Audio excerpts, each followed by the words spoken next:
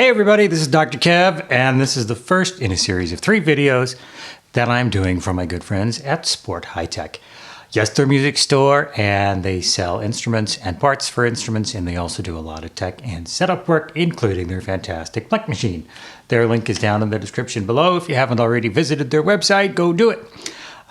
So these videos are intended to discuss some of the ideas and concepts around the setup of your guitar, and to try and clarify the concepts and help to avoid misunderstandings and myth, okay? Today, this video is going to be all about our string action. String action refers to the distance of our strings above the frets. That means the distance from the bottom of the string to the top of the fret. Note that that's not the fretboard. We don't care about the fretboard at all. It's only from the bottom of the strings to the top of the frets. There are many ways of measuring string action, but most manufacturers recommend measuring over the 12th fret. There are other ways of doing it, and it really doesn't matter provided you pick one and do that all the time, but we're going to talk about the 12th fret because that's the one that's most commonly done. For electric guitars, most manufacturers recommend a string action of somewhere between 1.6 and 2 millimeters. So that's between 4/64 and 5/64 of an inch. Acoustic guitars and bass guitars tend to be a little bit higher again, and classical nylon string guitars tend to have the highest string action of all, which is usually in the region of 3 millimeters or more. That's as much as 1/8 of an inch. Note that the string action that we measure over the 12th fret is not completely determined by the height of the saddles or the bridge, but also includes a component that's due to the height of the strings at the nut, and also the curvature of the neck, what we call the neck relief.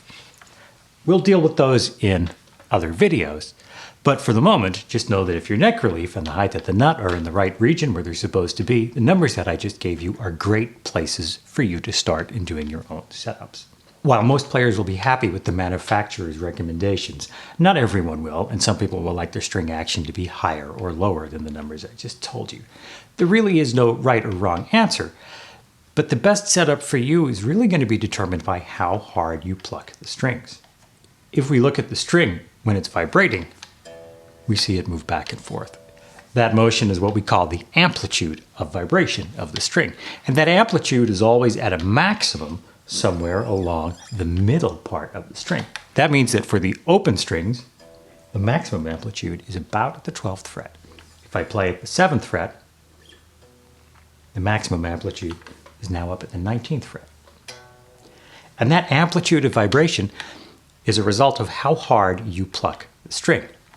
Now, if the string action is not high enough to accommodate that amplitude of vibration, what happens is the string is going to hit frets higher above the position that we're playing in. And that noise that the string makes, there's a buzzing noise, and some people call it string buzz or fret buzz. We really don't want that noise, okay?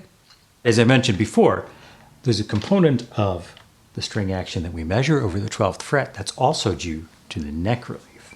If we have an unwanted change in string action, that's usually because the neck relief has changed. The saddles and the bridge usually don't. So any unwanted change in neck relief is going to be due to the neck shape changing as a result of changes in temperature and in particular humidity. So if you have any unwanted changes to your string action, the first thing to do is to check the neck relief and make an adjustment to the truss rod if necessary. And then, when you know that that's back where it's supposed to be, if you still need to make changes to your string action, then you go for the saddles and the bridge.